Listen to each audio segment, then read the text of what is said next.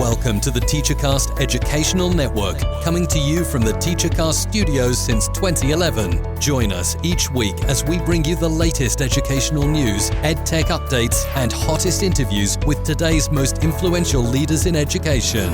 And now, for your host, Jeff Bradbury. Hello, everybody, and welcome to the TeacherCast Educational Network. My name is Jeff Bradbury. Thank you so much for joining us today for the Jeff Bradbury Show. If you're a podcaster, blogger, speaker, writer, author, or any type of content creator, every single week we come to you guys on Wednesdays with bonus episodes sprinkled in every now and then on a Friday, and we are here to help you guys build your EDU brand. That's right. If you're looking to learn about web design, content creation, getting your name out there, social media, and building something fun to support yourself, support your passions, and most importantly, support your families, this is the podcast for you. We hope you guys enjoy our shows. Check out all of our great work over on buildyouredubrand.com. And if you know somebody who's a content creator, please take a moment and share this podcast with others. We had a fantastic weekend. We just got done our first of 3 virtual conferences. That's right. If you go back last week, we did an entire show about building your brands through virtual conferences. And last Saturday, we had over 5,000 people throughout the day listening to our first virtual conference all about Microsoft education.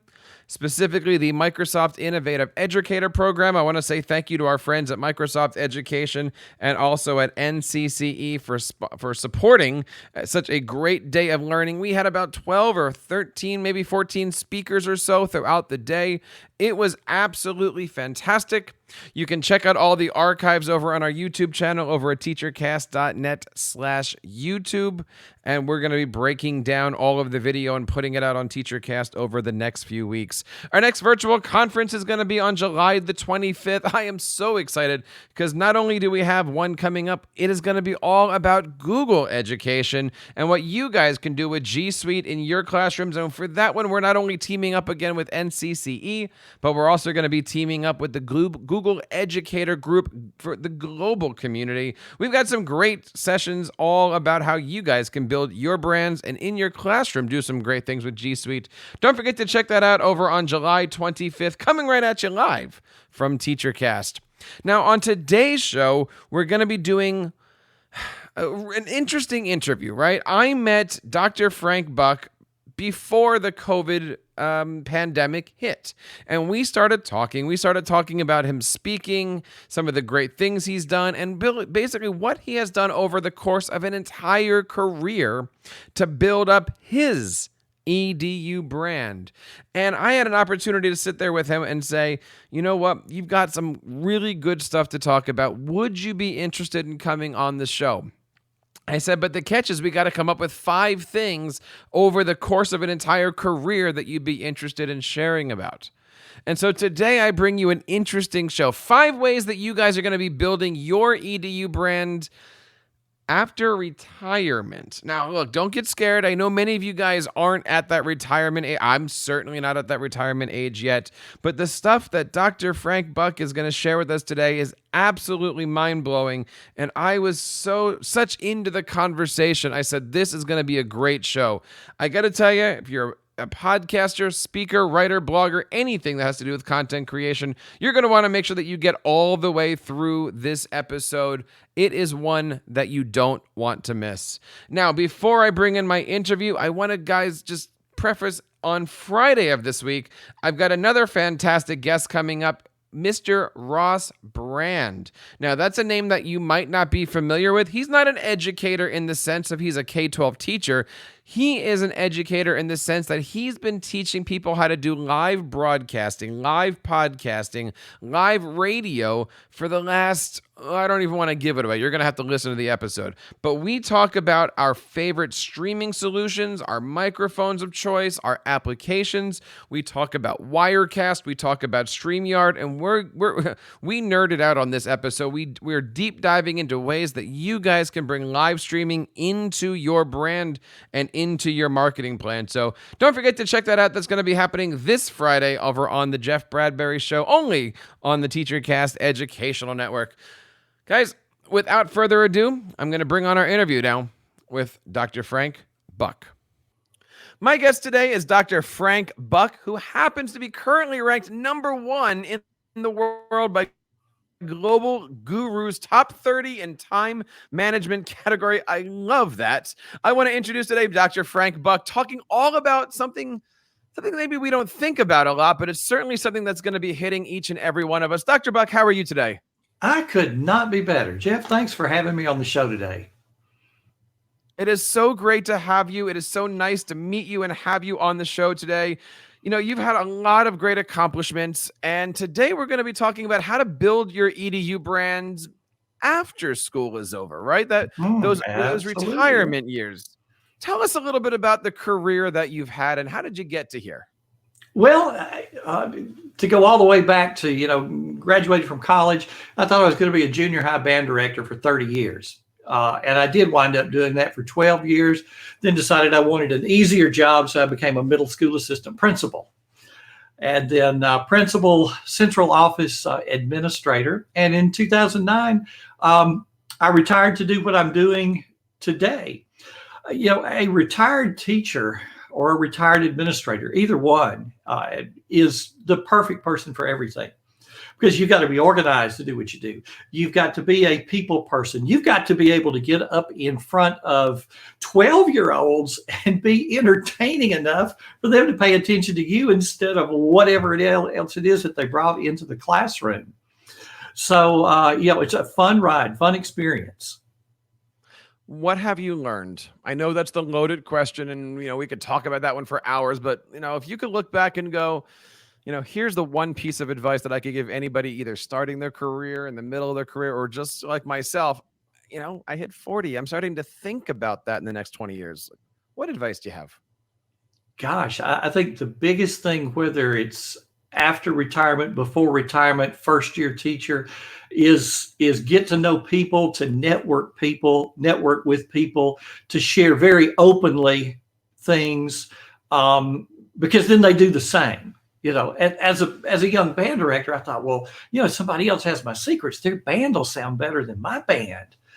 But what you learn really quickly is the guys who are really doing great work are also sharing stuff with each other. So their boats are going up together and leaving everybody else behind. So, get in there and give value, get to know people, share ideas, because none of us knows it all.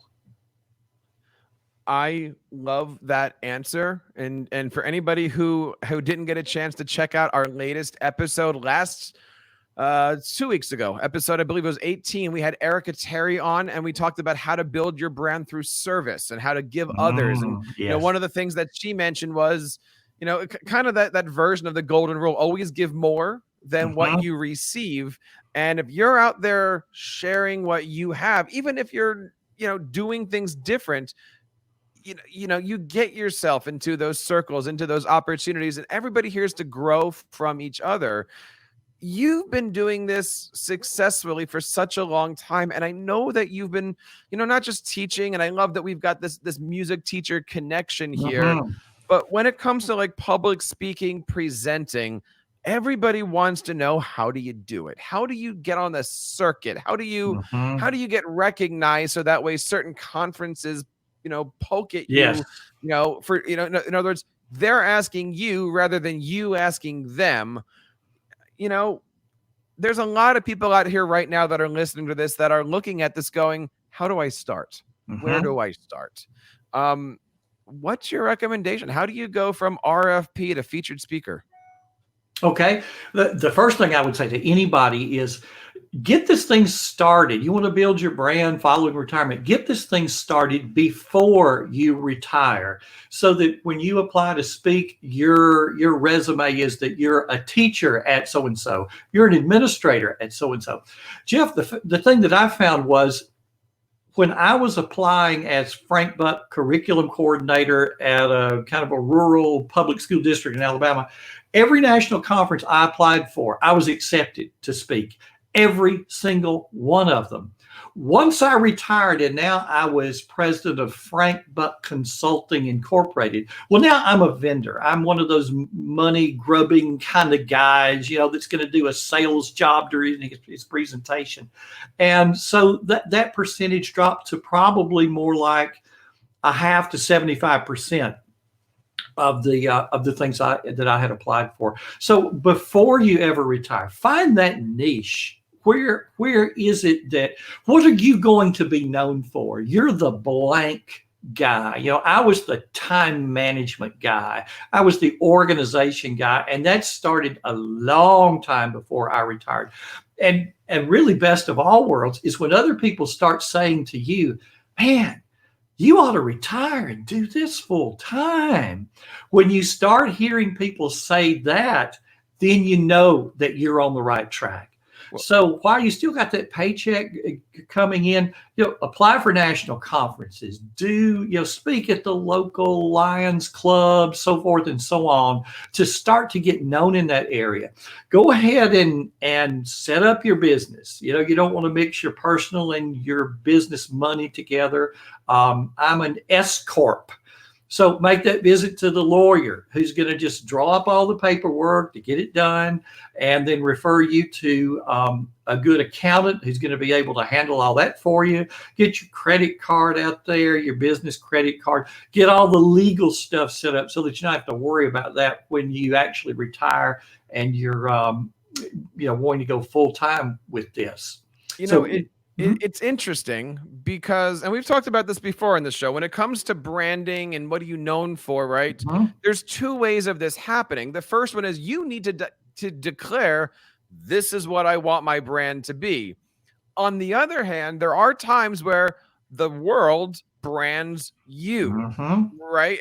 And my example, and I'm sure you have one similar, is I started making podcasts, and then next thing you know, people were coming up and saying, oh, you're the podcast guy. I didn't brand myself as the podcast guy, but because people know you through something, there it is. And look, this happens in school, right? If your staff knows that you're really good at technology, suddenly the staff has branded you as, you're the technology guy, go to him for questions. Exactly. And so sometimes you do need to say, okay, I'm going to be all about, I'll use another example for mine. Like, we're all about tech coaching here. And the more you do that, eventually there is a shift where you suddenly you are known. And again, the conference calls and goes, we're doing a tech coach thing. Would you present? Because the world recommends you as being the tech coach guy. Do you remember having that shift from being the band guy to Dr. Buck, leader of the world? Like, do you remember when that happened, or how that happened? Or do you remember the first time somebody came to you and said, somebody recommended you for this? Yeah, I think the turning point for me was the doctoral dissertation. So at that time, I was an assistant principal, and my dissertation was a study of time management practices of Alabama principals. Alabama's the state where I live in. So I put together a little workshop, and one of the professors told our cohort, he said, you are going to now become the expert on whatever your dissertation topic is. And, he was right, because you're so steeped in that research, and every paper you do is aimed at that. And pretty soon it just happens. And for me, I took that dissertation and then really sort of did a spin off to the workshop, and it all just grew from there. It's interesting, right? Because your first thought is, why? How? Who mentioned my name, right? But I completely agree. If we're looking at this as what are the things that we can do as we're getting ready for retirement, as we're hitting retirement, find that niche, carve yourself out.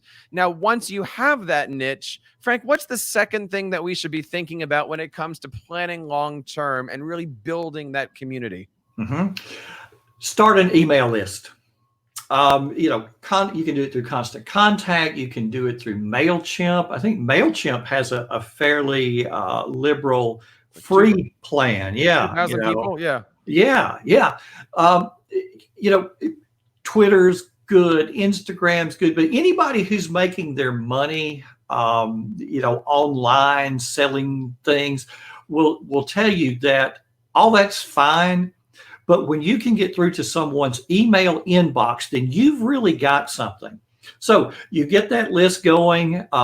Every time you speak, you have an invitation for people to join your email list so that it just grows little by little over time. And then email the list. I email mine once a week. So I'm not spamming them, and I'm giving them value through that.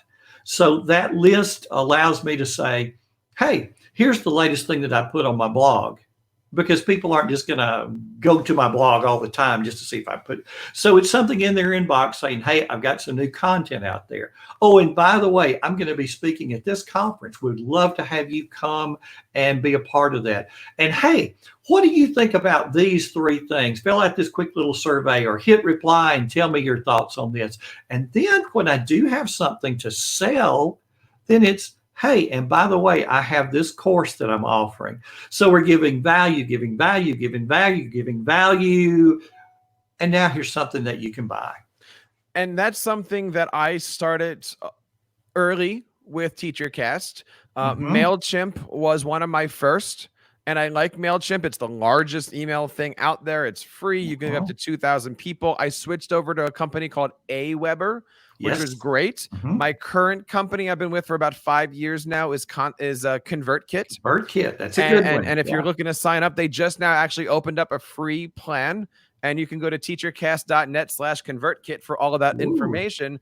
But I love it because you can, again, own your list. If you go to Facebook, you don't own Facebook, right? Like Facebook can close tomorrow. Your Twitter feed can be dropped tomorrow. You're really renting your perfect analogy. You're renting space, right? But your email list, you own. You're an owner. You are an owner there. Even your podcast subscriptions, like you rent that from Apple, and they can shut you off tomorrow if they don't like something. Trust me.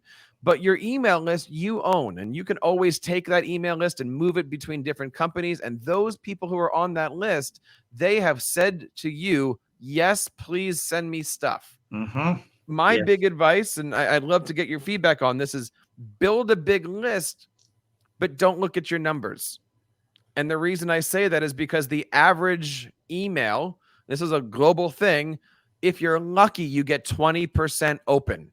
And if you're lucky out of that, you're getting like a 6 or 7% click through. Yeah. Right. And so you know, sometimes the answer is, and we talk about this a lot in this here. It's not, I have 10,000 subscribers. It's no, I got a 20% open rate. I'd rather have a 20% open rate of 100 than do the math on the other side, right? Like, you know, I have 1 million subscribers, but only 10 of them open up, right? Yeah. So it's all a matter of doing that. And by the way, this is stuff that you can easily learn at any point in time, right?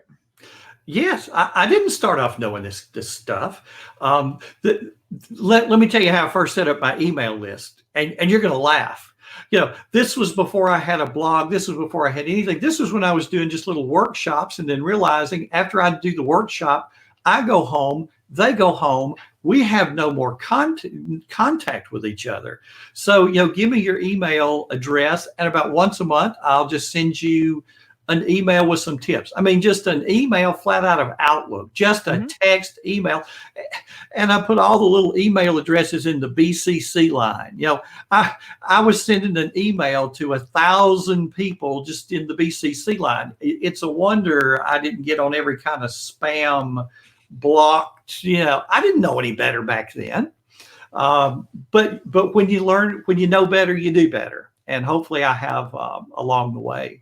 What's the phrase here, Frank? Your money is where your marketing is, or something to that effect, right? Like, you know, it's how do you use it? It really, really is. Yeah. For that reason, that's why when you go over to buildyouredubrand.com, we have a free 90-day email marketing challenge. You can actually sign up for our 90-day email marketing course. I sit there, I hold your hand. We've got videos, we got emails, we got tips and tutorials. If you're looking to build your EDU brand this year and do it through email marketing, I highly recommend you guys check it out. Go over to buildyouredubrand.com, and it's also linked on this very show note here at the Jeff Bradbury Show. So, Frank, in thinking about retirement and thinking about building your niche, we mentioned the importance of creating a brand for yourself. We mentioned the idea of starting that email list, whether it be through Constant Contact, MailChimp, etc., and keeping consistent with it. What's the third thing? I think you're an expert at what number 3 is. The third thing is write a book. Now, I know people out there going, well, who's going to publish my book? And that's a whole nother story. But these days, you don't have to have a publisher. Write a book if it's nothing more than an ebook that you put on Amazon, or you put it on Gumroad, or you put it on Teachers Pay Teachers, because you can now say, just as I say, hi, I'm Frank Buck. I'm the author of Get Organized, Time Management for School Leaders. You can say, I'm so-and-so, author of whatever it is. You're not going to make $1 million. Now, Hillary Clinton may, but Frank Buck doesn't. What that book does is it gives you some authority, and it starts to build for you a reputation. And then as you write that ebook that's going to have a fairly substantial link, also write something fairly short that's going to be a giveaway, so that if somebody joins your email list, they automatically get this free gift that's a shorter ebook, and it's something of value that they appreciate, and then hopefully will send you some money later when there's something to sell. That, man, if this is this good and he's giving it away, his paid stuff must be phenomenal. I agree.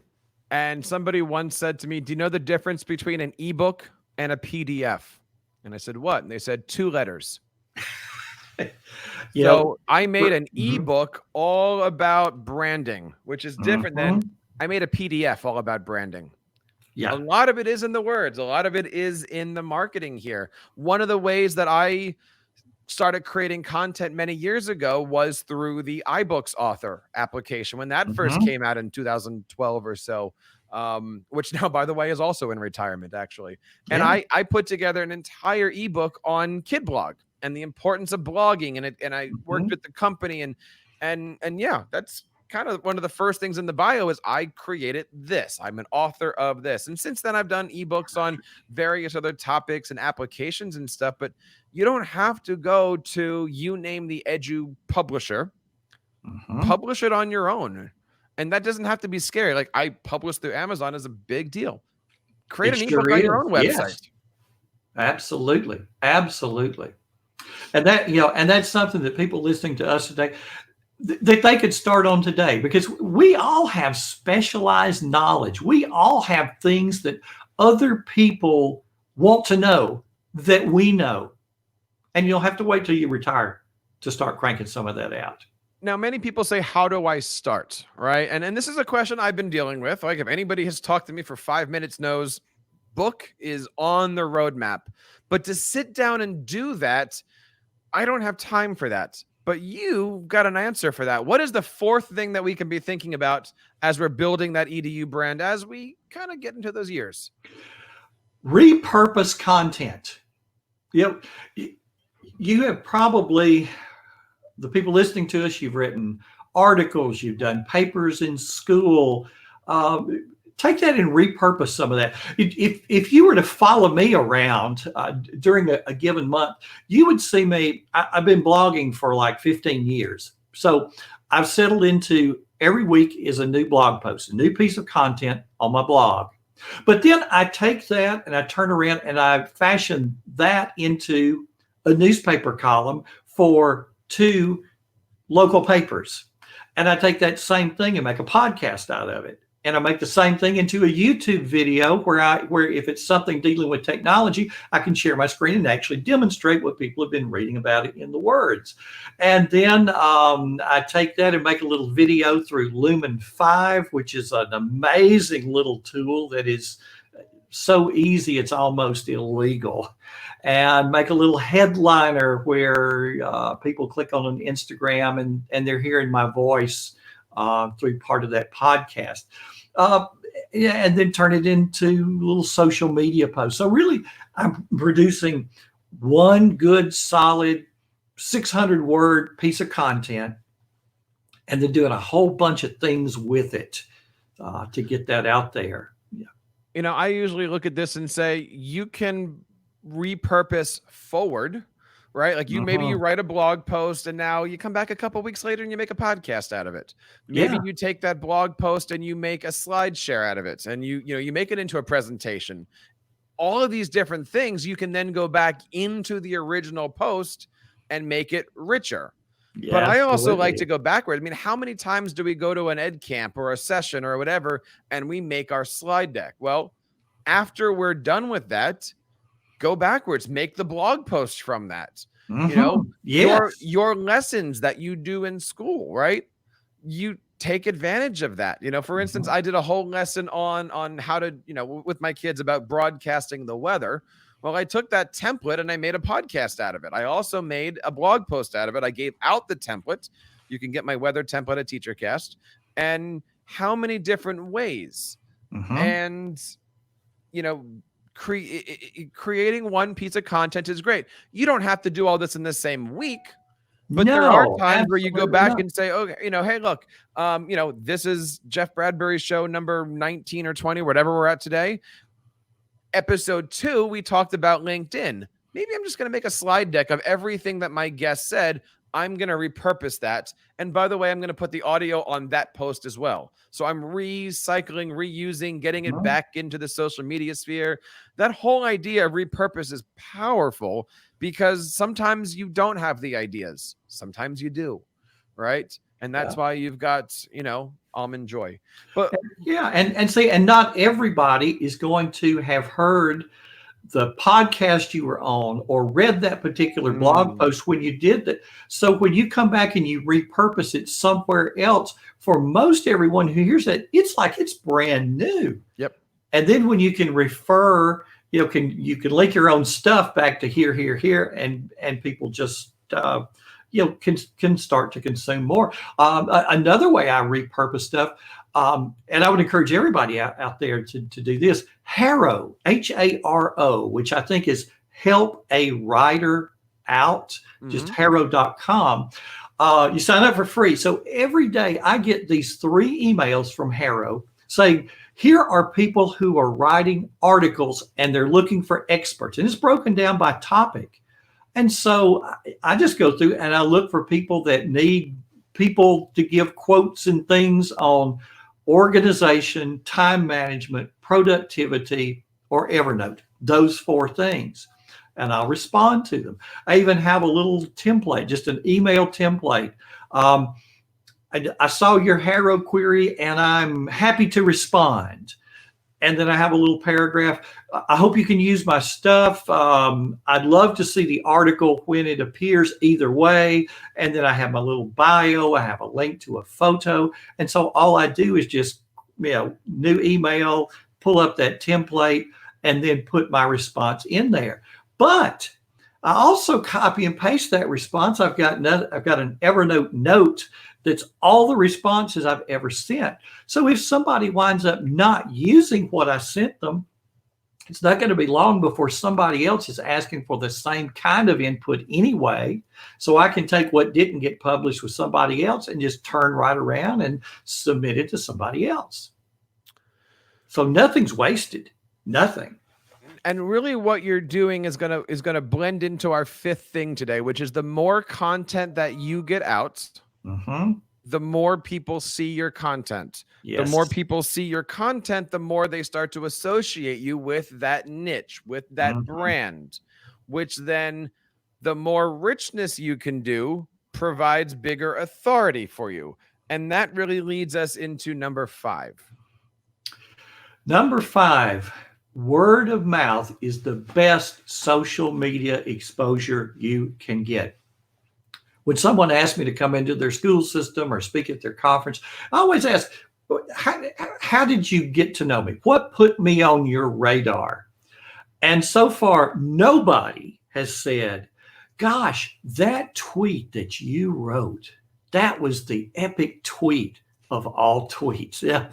They say, did you see my tweet? Like, no. Yeah. They say 2 things, 1 of 2 things. I read your book, or I heard you speak at such and such and such an event.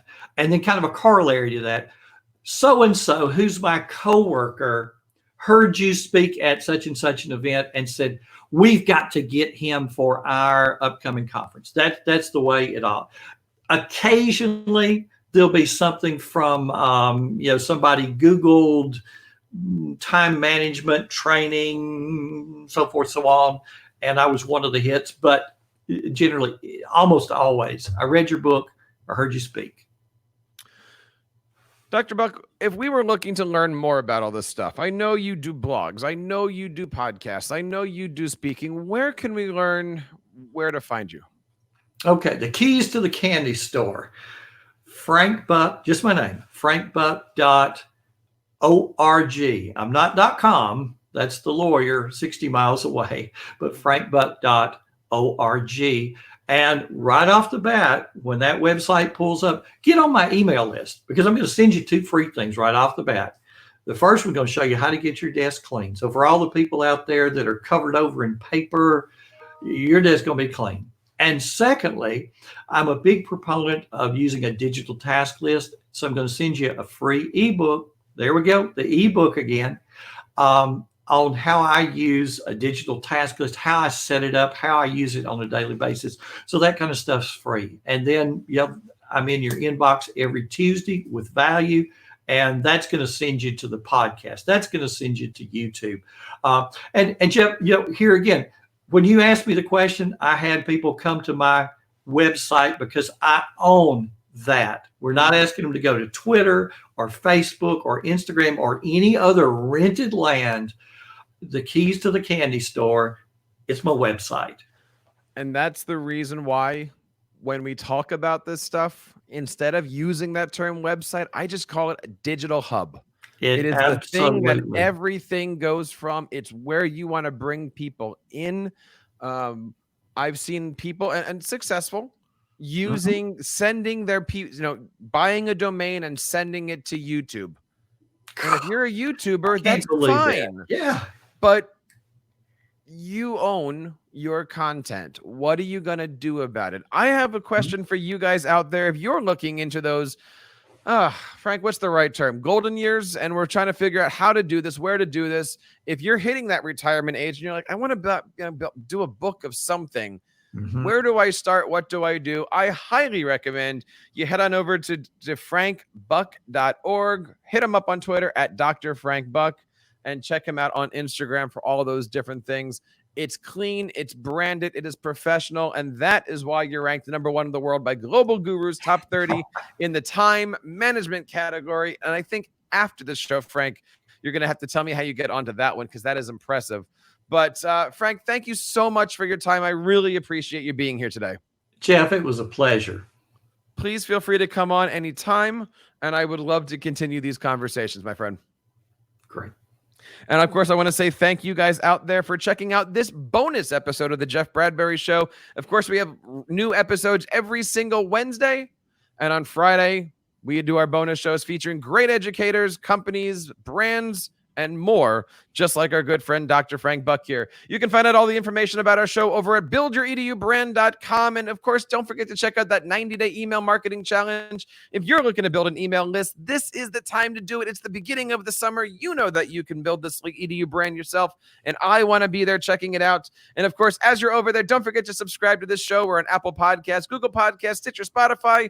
And don't forget to tell your friends all about this. If they're podcasters, bloggers, speakers, web designers, anything that's going to be building a brand, this is that podcast for you. And on behalf of Dr. Frank and everybody here in the TeacherCast Educational Network, my name is Jeff Bradbury, reminding you to keep up the great work in your classrooms and continue sharing your passions with your students.